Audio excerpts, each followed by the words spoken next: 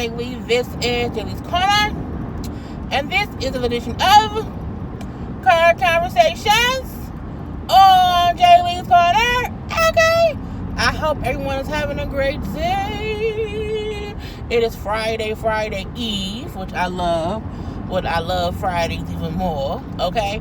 So enjoy this Thursday. This is a quick conversation.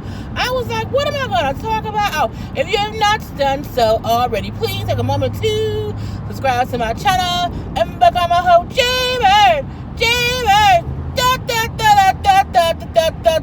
and all that good shit. So I was like, what would I talk about? Y'all know I'm trying to just have conversations about other things to spark conversations and stuff like that. So, I was talking about this for a while. So I'm just gonna go ahead and talk about it. Y'all gonna just speed past me? All right, bitches. So, I've made videos about my dad. I've done that before. So I said I'll make a video about my biological father. Okay, who I mention here and there, but don't really mention that much or whatnot. And the reason I'm going to talk about it, because I had a friend who, had posted on Facebook the other day about how she, had called her dad and who, wasn't active in her life or whatever, but they kind of trying to reconnect. And, she called her dad, and when he answered the phone, she said, hey, Dad. He was like, what? Who? So her feelings were hurt. And then when he was trying to call her back, she wouldn't answer the phone because she's like, how would you, why would you mean, what you mean, who am I, whatever. So, that happened. So, I commented from my perspective as being a child of an absentee father, okay? So, my bio father and my mom, were married, got divorced, he had got addicted to drugs, that was back when crack came out. So, he was addicted to crack at that point in time. He is now clean and sober and, in the world, living, so it is what it is. However, for, basically all my life, his ass wasn't there. So, luckily my mom found my dad, okay, when I was in the first grade when she met my dad. And, my dad had been in my life ever since the first grade. That's why he's my dad. So, luckily, even though my birth father, was not responsible, whatever, took to the drugs, was selfish or whatever, all those things. We was lucky enough to still have a great upbringing with my mom and my dad together, the whole family in the house. So, boom. Anyway, but birth father for years was not around, he had his own things to deal with between being addicted to drugs, just different stuff, had happened. And what I had to really, over the years, like I remember when I was younger, I used to want him to come around. I didn't understand why. He would come around like every once in a while. Like I maybe saw him maybe like 10 times or whatever over the years or whatever, here and there. He'll pop up here and there, and that was really it, and it was what it was. But we were good because, we had my dad and my mom, so it was like we weren't missing a father figure at all. He also had like my older brother through my birth father. I have a younger brother and a younger sister through him too, who I don't really know because he wasn't there for them the kids. You know what I'm saying? He was, Papa was a rolling stone or whatever. However, so it was a point in time where he got on my goddamn nerves, and because I was hurt that he wasn't around when he was trying to reach out years ago when I was in my 20s, I wasn't having it. Or when I would talk to him or I would see him, I would just be mean to him. You know what I'm saying? And it took a couple cuss outs, because I would go off cuss and fuss or whatever, because I felt like, nigga, you ain't been in my life. You don't have the right to think I owe you respect. You know what I'm saying? Like, you've been in the same city as us our whole life and you wasn't around. So for a while, I was like, nigga, you Ronnie. That's it. You know what I'm saying? I'm not, who was that? That's Ronnie. So like when I talk about people, I call him by his name. And when I talk to him now, I don't call him anything. If he called me, I say, hey. If I call him, I say, hey. And that's it. I don't refer to him by any name when I talk to him. But if I refer to him as Ronnie. Okay. Or if I'm with around my grandparents, your son. Okay. because I just don't, I don't feel like he's earned that right. You birthed, you helped birth me or whatever, but you didn't raise me, nigga. So, girl, stay on the point. But I think we have to realize there's a lot of times where the parent who was an absentee parent don't realize you fucked up. And because you fucked up and you want to not come back in and be all in their life, that may not happen the way you want it to happen. And you may have to deal with an angry child or angry adult or a person who just don't want to deal with you at all because you would just, if you don't sort of fuck down off my ass, bitch, you gonna do out. Stop quick and yep. Slow down, little Buick. Okay. So, as an absentee parent, you sometimes have to deal with the consequences of your actions. So, me and my birth father, I remember we had a conversation. It was a few years, it had to be like 6-7 years ago. He called, was like, you know what I'm saying? Because we would have these debates and arguments because he would. It's a thing where you want an explanation or a reason as to why they wasn't there. And sometimes you feel like, okay, they should give this thought-provoking whatever to why they're not there. And sometimes they just wasn't. And then it is what it is. So no reason they give you is going to suffice. You know what I'm saying? So that you have to realize that no excuse an absentee parent gives you will suffice. Unless they say, I was wrongfully accused of murder and I was locked up your whole life and I just got acquitted. That's about it. You know what I'm saying? Other than that, nothing will suffice for why they wasn't there. So we as the kid have to realize we can't get mad if their reasoning don't help. Because it ain't going to help. It ain't going to change the past or, what you went through. So that's part one. But so he was saying like, oh, your mama, won't bring you over to me. Bitch, come see me your damn self. Grown ass person. So we would have those kind of, arguments and just because whenever we were talking, it would be about why he wasn't there. It can't be in the same argument every time because at that point in time, I didn't get no excuse he gives me will be like, oh, okay. You know what I'm saying? So we went through that over and over again. And then I went over one Christmas time, because it's like, oh, I got a gift for you, want to come over and get it? I'm like, I don't know. He's like, well, just come over and get it. I was like, okay, cool. So I come over and got me, look, it was an Anne Klein purse, because I love purses. So we was talking and chilling. My little brother was over there, it was cool. And we was talking, and it was cool at first. And then, he has the habit of always trying to bring up old shit, because he always was trying to make amends, but sometimes he didn't know how to go about it. Because he don't really know me, and he don't know my temperament, he don't know my attitude, okay? So, he was again trying to, defend himself as to why he wasn't there. And in him attempting to defend himself, he was like, well, your mama, I said, well, hold up, bro. Hold up, you can never, ever, ever, ever say anything against my mama. You just can't do that. And he wasn't trying to blame her, but he was. And I just went for the bullshit. I told him before, you cannot try to blame my mama. You cannot blame my dad. Neither one of them had anything to do with the reason you wasn't there.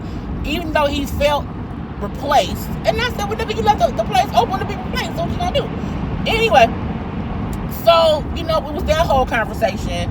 And then it went from that to him just not being happy that I wasn't accepting his reasoning for shit, which was getting me more and more upset, okay? More and more upset is what kept happening. And then I was like, this is some bullshit. I was cussing and fussing, and I went off. And it was the first time he seen me go off. And so I was like, fuck this shit. You don't know what you did. Had a whole blow up, and I left. Went to my parents' house. He just said he gonna try to blame y'all. I don't know who he think he is. So we had a big argument. Okay, he called my sister, crying, upset because again he had just never seen me, react like that. It was like, that's Jay Lee. If you push her to that point, she gonna go off and she gonna probably start crying and she just gonna go off or whatever. She fine, she okay. That's just what she do sometimes when she's pissed about something. And again, this, in half a mile, quiet. This is what it was. So we didn't talk for a while after that, maybe 6, 7, 8, 9 months or whatever like that. And so finally we talked, and I said, look, every time we talk, we can't bring up old stuff because if you keep trying to defend your past actions, I'm going to keep getting pissed when you tried to blame my mama. I was like, I need, my sister's like, he just wants to know that you kind of forgive him and have you. And I said, well, yeah, like I can talk to him. I just don't want to talk about old shit because I feel like we're past that. I'm in my 30s, you know what I'm saying? I'm 30 years old. I don't need no daddy right now. You know what I'm saying? I had a whole father my whole life, even if it wasn't him, and I don't think he realized that. So my sister helped me realize what he was looking for, what he needed. In a quarter mile, turn left onto Central Park Boulevard. So they bothering me? She helped me realize that. And I said, I get it. I said, but he getting on my goddamn nerve. And then she was like, well, yeah, I get that, but he just, he don't get it. He just don't get it. And I said, well, he fucking need to. So when we talked again and we had this conversation, and I Turn said, left onto Central Park Boulevard. I'm driving somewhere and I don't know where I'm going. But we talked again, and I said, I forgive you. It's good. You know what I'm saying? We don't have to drudge up the past. You wasn't there for whatever your reasons were. You acknowledged that you were. Turn right. You acknowledged that you were, not around for your own reasons. You admit that you was selfish of you. We had already went through all these. Go, bitch. We'd already went through all these conversations, but you kept trying to bring them up, and I'm like, it kept pissing me off. And so when I told him, I forgive you, it's good, we good, we okay. We can have some kind of relationship. I'm not gonna say it's gonna be best buddy or whatever, but we can coexist. And if you call me, I'll answer. And every once in a while I call and I'll check on you or whatever. It's cool. It's cool. And it took us to have that kind of conversation for him to realize, okay, she really is okay with me and what happened. And it don't mean it was okay, but it means we've discussed it enough to where I don't want to keep hashing the old shit up more and more and more. Because the more you keep bringing up old shit, the more you keep bringing up old shit, the more you keep arguing. And so when my friend put on Facebook how she, what her dad called and she was upset and this and this and that, I told her, I said, we have to learn to accept the relationship for what it is now. And we can't expect that parent to be this so perfect parent just because they're trying to come around. We have to accept who they are as a person, and we have to accept what was missed out on. And if we accept the relationship for what it is now, it'll make us be better. It won't make us be hurt. Because she said, I get hurt every time he don't call. I get hurt when he, pop away. And I said, you can't do that. You have to accept that he's not going to be the kind of father who's going to be around all the time. I say, but what you want to do is you want to accept when y'all do communicate. If you talk to me every couple months, that's cool. I say, well, for me, when I talk to Ronnie and we on the phone talking or whatever, it's positive. We can have positive conversations. We can have positive visits, and it's not thing up because I'm so mad, I ain't talked to him for 4-5 months. I'm so upset that when I do talk to him, it becomes a whole new argument, and then we don't talk for however much time. And I said the reason for that is you never want something to happen to that person, and you feel like, well, damn, we weren't on good terms, and then you have all this unresolved anger within yourself for not expressing whatever. For me, I expressed my anger to him over and over again so many times that I was done being angry. So, it doesn't mean that, him not being around, oh, it's okay, it doesn't really matter. It doesn't mean that, but it was what it was. It is what it is. I still had a good life.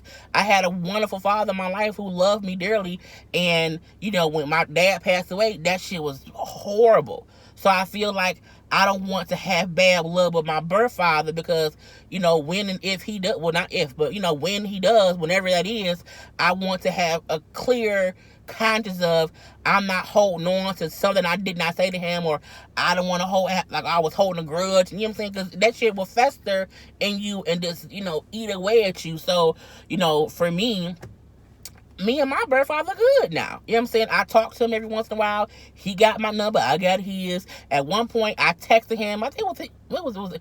I texted him for some, I don't know, because I texted him on the holidays. And I texted him saying, maybe it was New Year's. Maybe I said Happy New Year. And he didn't respond. I gave zero fucks. Cause I'm like, cause he may do that sometimes, and I don't know. And if I text him and he don't respond, I be like, oh, okay, it is what it is. Sometimes I would call him out the blue to check on him. Oh, okay, it is what it is. But when he didn't respond, I didn't think about it. So then, like weeks later, my sister was like, I don't think he has your phone number. And I said, well, that's a lie because he's called me. He texted me like my number ain't changed. So it's impossible for him not to have my number. She's like, no, I think like he got a new phone or like his old phone broke or something. He got a new phone. And I don't think he had your number because he didn't tell me that you texted him. I said, well, bitch, I did. Like, screenshot, I did. And so she then gave him my number. And then he called me. And he said, I got a new phone. My old phone had broke. And because we don't talk, you know what I'm saying? I only had people number who had called me. And my sister would call him like maybe once a month or whatever like that. So my sister talks to him more than me, but not, a lot or whatever. But because she called him more, he had her number. So she told him like, well, she thought that you just wasn't, talking to her. He's like, no. So he called me like, I didn't want you thinking I was avoiding you, whatever. He like, I didn't have your number. So when I got the text and I didn't know who it was, I didn't respond because all the text said was Happy New Year. I think we did Happy New Year.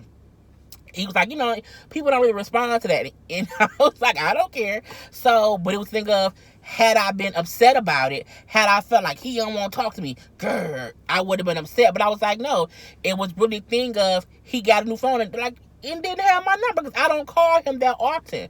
So when I told my friend, like, when you called your dad and he said, like, who was this? I said he could have really not known who it was for one reason or the other. And then she said he kept calling her back saying how, his hearing is going out. He don't hear that well. And so when the person said, hey, dad, he like, wait, what? He couldn't hear what the person said is what we told her. And I was like, I say, don't hold that grudge and not answer him calling you because you don't know what can happen next. And she was calling him because her mom passed away a few years ago and she was just emotional. So she's like, let me call my dad. And so I said, leave that open to where that if you call him or if he call you, y'all can have a positive conversation. So to wrap this whole video up, because I'm just keep talking, we have to understand that the absentee parent reasoning for not being around will never make things right. It won't. It will just make us feel like you have excuses. And sometimes they do have an excuse. Sometimes they just telling you the reason they did something, even if it's still fucked up. Ronnie said verbatim, what I'm saying? I know I was on drugs. I know I was out in the street doing dumb stuff. I know I was being a selfish young kid. My birth father, when him and mama had me, he was like 21, 22. Like, he wasn't that old. Like, he wasn't, now he in his late 50s. Or is he 60? I don't know. He may be in the 60s. Or like maybe 60. He's not an adult like he was now per se. And so I think sometimes we also forget when I was 21, 22, I wasn't responsible either. Now, I feel like if I had a kid, I would have been. But, not all people are like that. So sometimes you have to give them a little bit of leeway because now that you're an adult, you get sometimes when you're young, you do dumb shit. And what his dumb shit was, he wasn't there for any of his kids. He helped raised my two younger siblings. He was around for them more than he was around for me, my sister, my older brother. But, it is what it is. But we just have to be able to move past the hurt, accept the relationship for what it is now, and don't be expecting this old, some people do, get back great with the birth parent, and it's great. Some don't. And what I don't want it to be is the people who don't, they just lose out completely on that relationship.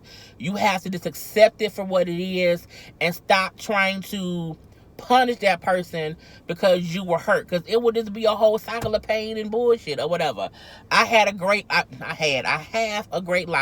I had great parents growing up. I love being raised by my mom, my dad, my sister, my brother, little Stacy, whatever. It was amazing. So who knows what I would have been had, crack addicted Ronnie would have still been around. Like, who knows what could have happened. Like, I'm good on that. You know what I'm saying? And I can forgive him enough because God forgave us, so why can't I forgive him? You know what I'm saying? He fucked up. Okay, whatever. I fucked up in life too. So that was my whole I guess is it like a story time?